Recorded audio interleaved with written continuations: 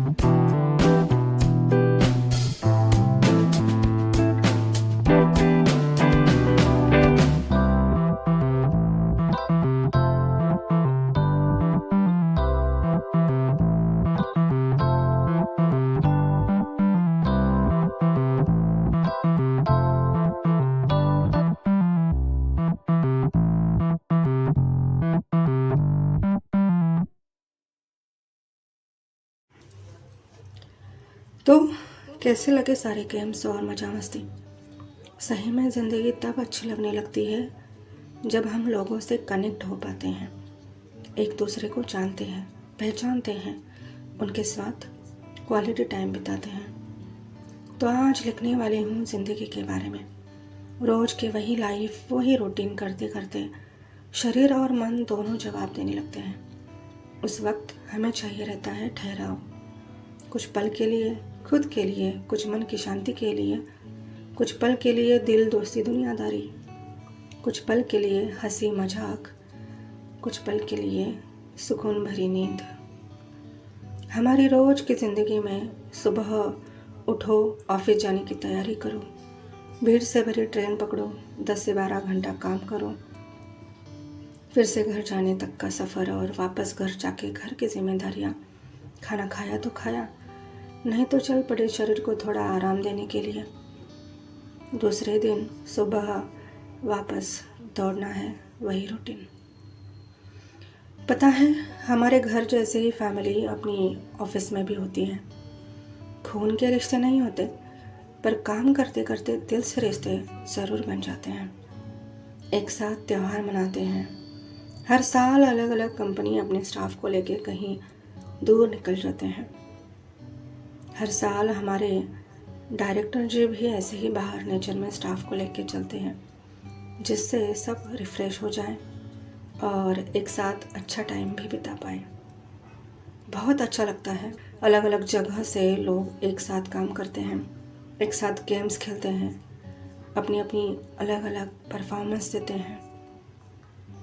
हमारे director sir trip में हमारे साथ ब्रेकफास्ट, लंच, डिनर हो या खेलने में ऑलवेज स्टाफ के साथ रहते हैं। आज सर के लिए 4 लाइंस मैंने लिखी हैं, वो इस तरह से कि माँ बाप का हाथ पकड़कर हम चलना सीखते हैं, माँ बाप का हाथ पकड़कर हम चलना सीखते हैं, उड़ानों का सपना भी उनके साथ ही लेके जीते हैं।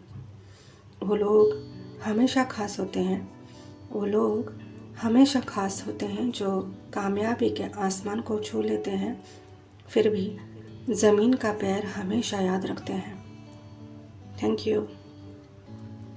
आप लोग इंस्टा पे बहुत सारे रील्स देखते होंगे ज़िंदगी के बारे में। बुढ़ापे होंगे तब घूमोगे क्या, पैसे बचा कर घूम लिया करो। तब फिर निकल पड़ते हैं कुछ दोस्त कहीं 2-3 दिन के लिए या फिर तो हफ्ते भर के लिए। हम जिंदगी के सफ़र में चलते चलते बहुत से मुसाफिरों से मिलते हैं। वे अक्सर हमारे साथ कुछ देर चलते हैं, कुछ अनुभव लेते हैं तो कुछ ज़िंदगी भर साथ रहते हैं।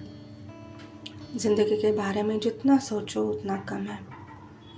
कुछ लोग ज़िंदगी को लेके इतना सीरियस होते हैं कि जैसे मेरे ही लाइफ में ऐसा क्यों, और इतना डिमोटिवेट हो जाते हैं, डिप्रेशन में चले जाते हैं कि मिली हुई लाइफ को जीना तो छोड़ो, उस ज़िंदगी को बर्बाद कर देते हैं।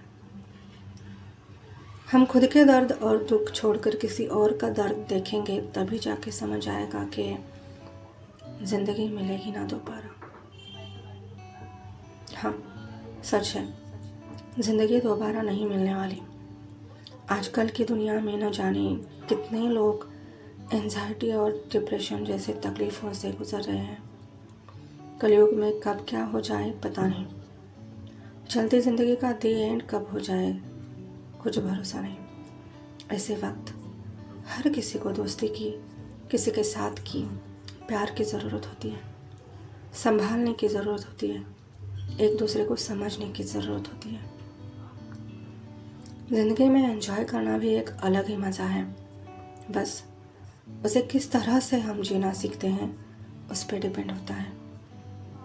अभी की जनरेशन अक्सर पार्टी में जाना और ड्रिंक और बाकी के टाइम पास में वक्त गुजार देते हैं, पर सही मायने में सुकून उस बात में होता है जो कोई वक्त हम ड्रिंक में बेहोश होने के बजाय अलग अलग गांव, अलग अलग देश, अलग अलग शहर, जंगल, पेड़ पौधे, मंदिर, अलग अलग नेचर को हम देख पाएँ, उनके साथ वक्त बिता पाएँ।